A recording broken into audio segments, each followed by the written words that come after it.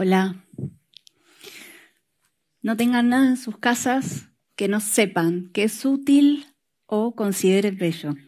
Esta frase que dijo William Morris, siglo XIX, 1800 y largo, siempre resonó en mi cabeza y siento que de alguna manera es como dos de los conceptos más importantes que tiene el diseño, no los únicos y lo vamos a ir charlando, pero tiene dos conceptos súper importantes. Por un lado, el de la utilidad, el de la función, que es un concepto bastante certero, digamos bastante objetivo puede llegar a ser, y otro concepto que es el de la belleza, que es bastante más subjetivo, ¿no? Que tiene que ver con el aspecto sensible de lo humano. William Morris, soy muy fan, esto es una especie de homenaje a él, podría decir. William Morris posiblemente sea uno de los primeros diseñadores que hayan existido. Era un tipo que era un arquitecto increíble, era un diseñador gráfico, era tipógrafo, era diseñador textil, hacía lo que querían, todo bellísimo. Y además era un pensador, era un tipo muy crítico, era un escritor y era una persona absolutamente política. Y a él, que estaba viviendo un poco los efectos de la revolución industrial, había varias cosas que lo preocupaban muchísimo.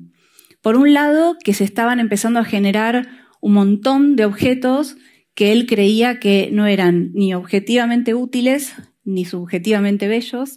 Eso se lo podemos discutir, lo primero posiblemente no tanto. Y otra cosa que le preocupaba muchísimo era la relación que se estaba perdiendo entre las personas hacedoras y los objetos que hacían. ¿Sí? Había las máquinas, había algo que estaban reemplazando que tenía que ver con esa relación afectiva que los oficios tenían a la hora de pensar y hacer un objeto. Y me parece que ese pensamiento, que, spoiler, no lo resolvió mi querido William, fue un fracaso todo lo que hizo para intentar solucionarlo, pero yo no pierdo la fe en la humanidad, no sé por qué. Pero me parece que es como un pensamiento muy interesante para tener en cuenta hoy en día, que también vivimos como cambios de paradigmas, tal vez mucho más veloces y profundos, pero bastante similares a los que había vivido la generación de Morris.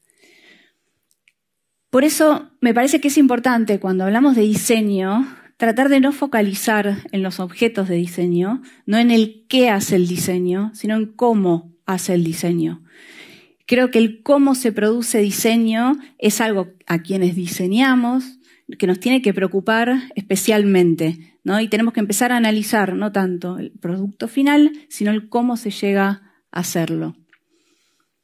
Cuando diseñamos, diseñadores, diseñadoras, nos enfrentamos a una posible realidad. Tenemos que saber decodificar, interpretar una realidad para generar un proyecto, un diseño que luego va a impactar en esa misma realidad.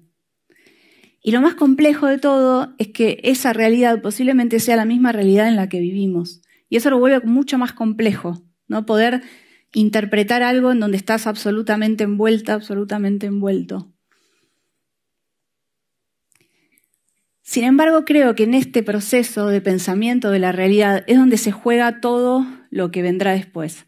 No es como el gran momento de conciencia que tenemos que tener a la hora de diseñar. Poder entender cómo es esa realidad, sabiendo que esa realidad no es una realidad.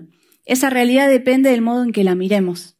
Y el modo en que la miramos tiene que ver con quiénes somos, con nuestra historia, con nuestros contextos, con las cosas que nos suceden, con las cosas que vemos, con las cosas que nos modifican, con los preconceptos, con todo lo que nos atraviesa y que además está en constante cambio, en constante movimiento. Entonces, ese modo de mirar es algo que cambia constantemente. Personalmente, a mí me pasa que, y espero que les pase también, que uno ve o lee algo que hizo antes y le parece como vergüencita ajena de una misma. Y eso está bueno, porque significa que van cambiando nuestros puntos de vista. Y hay cosas que tal vez en algún momento no las percibimos y en el momento en que las empezamos a percibir ya no las podemos dejar de ver más. Si entran a un aula de diseño, en cualquier escuela, en cualquier universidad hoy en día, van a ver que posiblemente el 70 o el 80% de las personas que están estudiando son mujeres. No sé si les ha pasado. Y cada vez más. Cuando yo estudiaba también éramos mayoría, pero ahora es como muy marcado, ya hace muchos años. Y sin embargo, en eventos donde se habla de diseño, esa representatividad no se ve, ¿no? Y esto no es una crítica, es una invitación. Creo que tenemos que ampliar la mirada, tenemos que empezar a mirar lo que no estamos mirando, ¿sí? A la hora de diseñar podemos hacer mucho por incorporar aquello que no estamos mirando, a redefinir una realidad para después poder operar sobre ella. Esta realidad que les digo que analizamos nos devuelve algo a la hora de diseñar. En la facultad, en la universidad, nos enseñan que ese dato que nos está dando la realidad es un problema y que el diseño viene a solucionar ese problema. Es una manera válida de verlo. A veces siento que queda un poco corta. Primero, como les dije, no hay una realidad, menos va a haber un problema. Hay como muchas maneras de poder definir y entender los problemas. Y menos todavía una solución para un problema. Cuando diseñamos todo el tiempo estamos abiertos y abiertas a una multiplicidad de posibilidades. Y es en las decisiones en donde vamos jugando este proceso y este paso a paso de lo que es diseñar. Entonces a mí me gusta pensar que más allá de problemas, lo que la realidad nos da son oportunidades. Y ahí se vuelve más interesante el trabajo. Hay seguramente un problema para resolver, hay maneras que las intentaremos, pero lo que tenemos que estar atentos a mirar es entre líneas y encontrar lo que son las posibilidades. Ejemplos muy pavotes, pero por ejemplo, se acerca Marco Sanguinetti, que es músico, pianista, compositor, con una nueva producción musical. Y además de ser músico muy interesante, Marco es diseñador industrial. Y lo que dice es, hagamos un packaging para este disco. Bueno, primer punto interesante, ya no se necesita hacer un packaging para un disco. O sea, la música no necesita más un contenedor físico. Eso es una gran oportunidad, ¿no? Dejamos de hacer cosas que son solamente necesarias para poder pensar, ¿qué voy a hacer desde el diseño? Voy a hacer una narrativa que expanda la narrativa visual de una manera gráfica, de una manera, que expanda la sonora de manera visual. Voy a empezar a proponer más allá de lo que se necesita. Y además, como diseñador industrial, Marco está sumamente interesado en su labor docente en entender la relación entre los sonidos y los objetos. Entonces a mí me pareció muy interesante poder pensar la relación entre los sonidos y la gráfica. Y creamos un sistema, una escritura convencional, como toda escritura, una escritura para su música, un experimento lúdico, ensayístico, que permite un juego a compartir con el escucha, con el lector.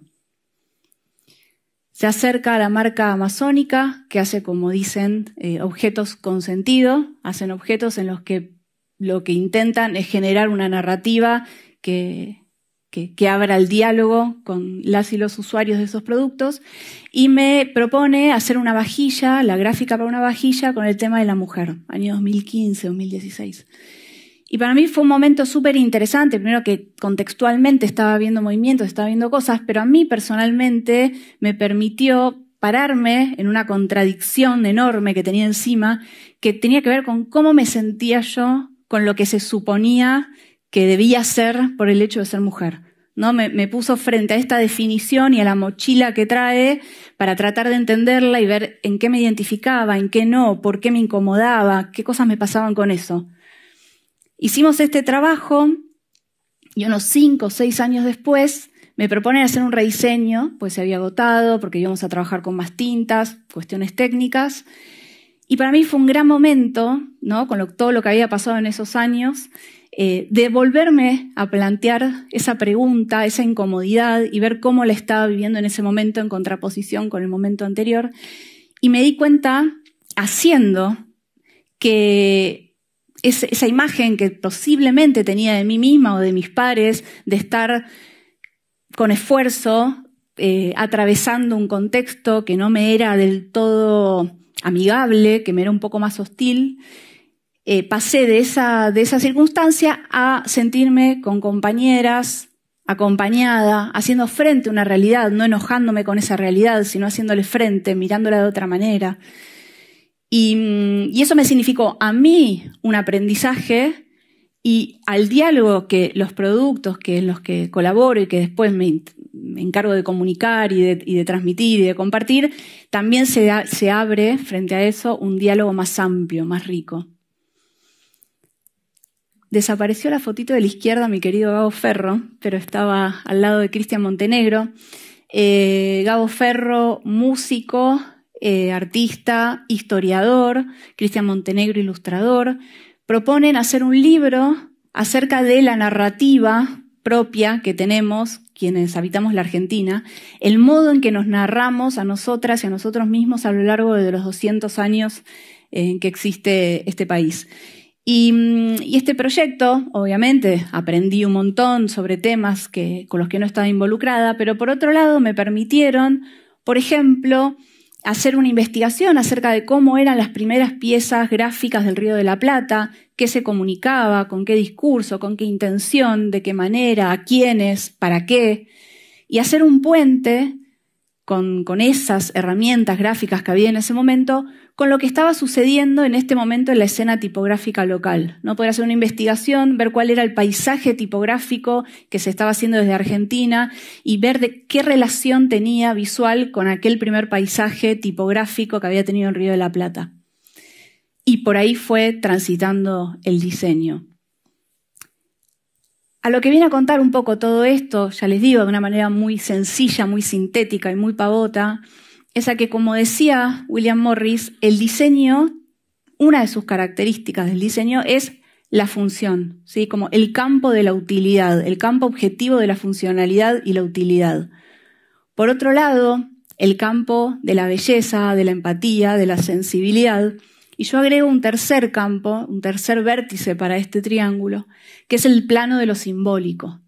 Trabajamos siempre dentro del plano de lo simbólico y eso es absolutamente un hecho cultural.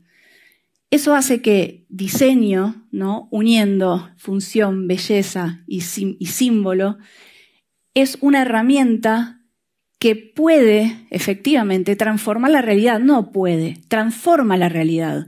Aunque no lo querramos, aunque no nos demos cuenta, hay una ideología detrás de lo que hacemos. Activamos en una realidad que entendemos que es de una manera, que queremos que sea de otra y activamos para que eso suceda.